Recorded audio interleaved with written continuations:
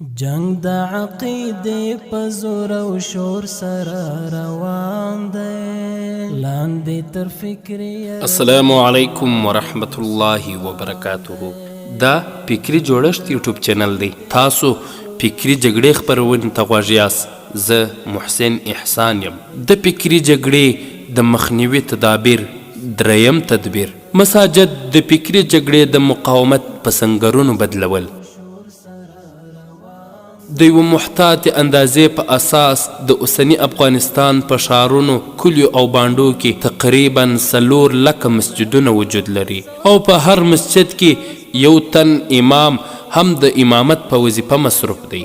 دغه 400,000 مسجدونه که په حقیقي معنا د دعوت په مرکزونو تبدیل شي او امامان په واقعي ډول د الله جل جلاله دین ته د خلکو د رابللو او د خلکو د فکري، عقیدوي، فقهي او اخلاقی مشکلاتو د حل کولو استعداد او صلاحیت په ځان کې پیدا کړي، هیڅ اجنبي فکر او واردتي ګمراهي به ونشي کولی چې د افغانستان خلک او بیا په خاص ډول په لکونو ځوانان له اسلام څخه پرته په نورو نظریاتو قانع کړي. خو دا تریخ حقیقت باید ومنو چې کمونیزم د همدومره ملایانو او امامانو له شتون سره سره بیا هم د کلیو او ښارونو په لکونه ځوانان له اسلام څخه منحرف کړل او په خپل سبک یې ودرول. همدا ډول سره له دې چې زموږ ملت د جهاد، هجرت، قربانیو، شهادتونو او په پراخه پیمانه له شرعي مفاهیمو او علوم سره د نږدېوالي یوه اوږده دوره هم تیره کړه. خو بیا هم غربي موسساتو او غربي فکري جهتونو وکولی شول چې زموږ د ملت یوه لویه برخه خلک پر افغانستان د امریکا په یرغل کې او تر هغه وروسته د امریکایانو تر څنګ ودروي او په دې یې قانع کړي چې د صلیب تر بیرغ لاندې د اسلام او مسلمانانو په خلاف وجنګیږي. زموږ په لکونه امامان، خطیبان، قاریان او د شرعي علم منصوبین ولې د وارداتي کفري افکارو له مقاومت او بې اثره کولو عجز دي؟ ولې د دوی له پراخ شتون سره سره د ملت په لکونو بچیان کله د کمونیزم تر بیرغ لاندې دریږي او کله هم د غرب د صلیب تر بیرغ لاندې؟ دغه کار ډیر علتونه لري چې ځینې مهم یې دا دي: الف، د دعوت د احساس نشتوالی. د افغانستان په ډیرو علماو، امامانو، ملایانو او د مدرسو په طالبانو کې د دعوت د احساس نشتوالی لیدل کیږي. هغوی ځانونه یوازې مدرسین، د مساجدو امامان او د کتابونو لوستونکي ګڼي. که څوک پوښتنه ترې وکړي ځواب ورته وایي او که یې ونه کړي دوی په چا پسې نه ورځي او نه له خپل آند د ټولنې د افرادو د اجتماعي پوهاوي لپاره دعوتي پروګرامونه جوړوي او نه هم د اجتماعي او اخلاقي فساد په خلاف منظمه او مسلسله مبارزه خپل مسؤلیت ګڼي.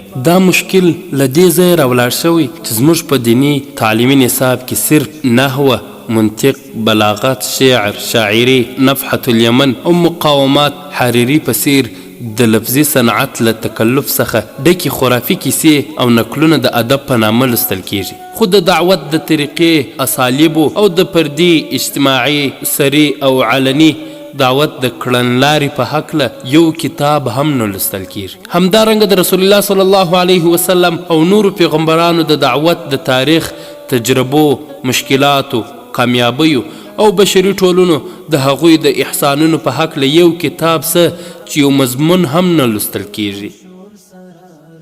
د رسول الله صلی الله علیه وسلم اصحابان چې تر انبیاو وروسته غوره خلک دي او بشریت ته د دعوت د استادانو نړیوال حیثیت لري، د هغوی د تاریخ او دعوت په هکله هم هیڅ کتاب نه لوستل کیږي او حتی چې د فقهي مذاهبو د امامانو او د اسلامي شریعت تدوینونکو علماو د تاریخ، جدوجهد او قربانی په هکله هم کوم کتاب په رسمي ډول په تعلیمي نصاب کې شامل نه دی. نو ښکاره خبره ده چې که په نصاب کې د دعوت مضمون وجود ونه لري نو د نصاب په فارغینو کې به د دعوت احساس له کومه ځایه راشي.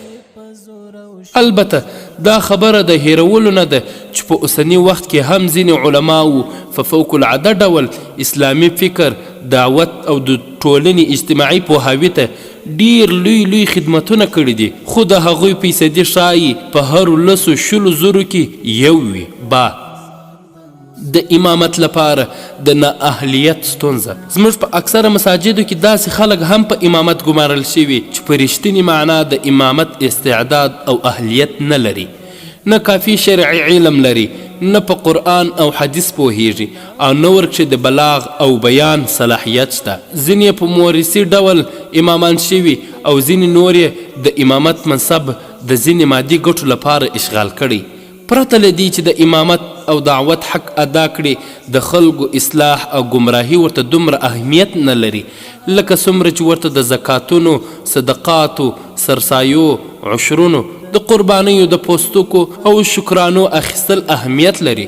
دغه ډول امامان نه یوازې دا چې په خپله د دعوت وظیفه نه ترسره کوي، بلکې نور علما او داعیان هم په خپل مسجد او کلی کې د دعوت لپاره نه پرېږدي. عام خلک او جاهلان د مخلصو دعوتګرو په خلاف راپاروي او په دعوتګرو پورې ډول تورونه او تهمتونه تړي. دغو امامانو ته د کلي د خلکو عرف او عادت، رواج او عنانې د شریعت تر احکامو ډیر اهمیت لري، ځکه چې د کلي د رواجونو پالل یې د وظیفې د دوام ضمانت ورکوي. خو د شریعت د هغو احکامو بیانول چې د خلکو له رواجونو سره اختلاف لري ښایي د ده د شړل کېدو سبب شي. دغه ډول امامان نه یوازې دا چې د معاصرو کفري فتنو او ارتدادونو مقابله نشي کولی، بلکې په خپلو خرافي عقایدو او غیر شرعي اعمالو د دین د بدنامولو او د دین دشمنانو ته د وسیلې په لاس ورکولو سبب هم ګرځي. اسلامي حکومت باید دغه ډول حرفوي امامان د امامت له عظیم او خطرناک منصب څخه لري او په ځای اهل او د دین په روح خبر عالمان د امامت لپاره وټاکي. د دې لپاره چې مساجد مو په رښتینې ډول د اسلامي علومو د زده کړې په مراکزو او د فکري جګړې د مقاومت په سنګر بدل شوي وي، په امامانو او خطیبانو کې قیادي صلاحیتونه او د فکري او عقایدي فتنو د مخنیوي لیاقت او استعداد پیدا شوي وي.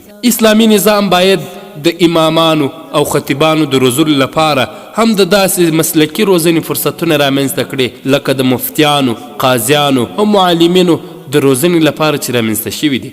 دغه فرصتونه ښایي د پوهنتون په چوکاټ کې د دعوت او امامت د فاکولټې په شکل کې وي، او یا د دې کار لپاره یوه خاصه عالي مدرسه، اکیډمي او یا په کوم بل نامه علمي روزنیز مراکز پرانیستل شي. د امامت منصب په اصل کې د نبوت د منصب میراث دی.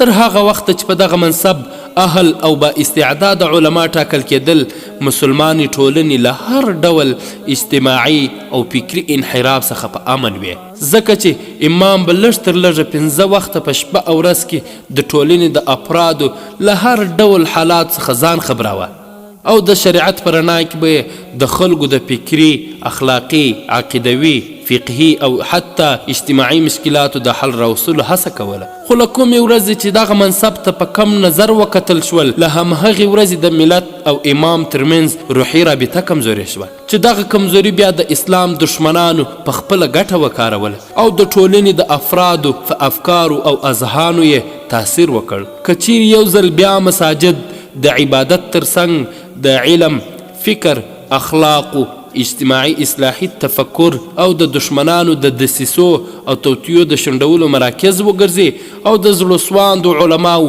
او دعوتګرو امامانو لخوا ورکړي اسلام هر اړخیز دعوت شروع شي، وبه وینو چې څنګه د ټولنې فکري قیادت د اسلام دشمنو اشخاصو او جهتونو له لاسه ووځي او بیرته د صالحو خلکو لاس ته ورځي.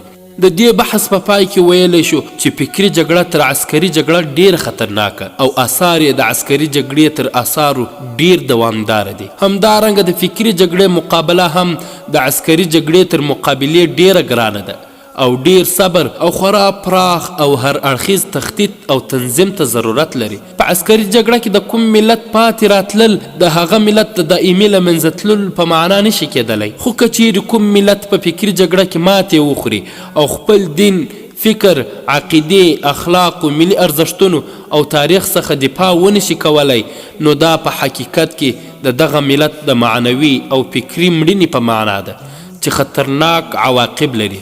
د فکري جګړې په اړه دغه څو خبرې له ډیره وخته زما په ذهن کې وې چې دا د خپل ملت د زړهسواندو مخلصو بچانو په مخ کې مې کښېښودې. هیله ده چې هغوی مې دغه خطرناکې جګړې ته متوجه کړي وي او خپل مسؤلیت مې تر یو حده رفع کړی وي.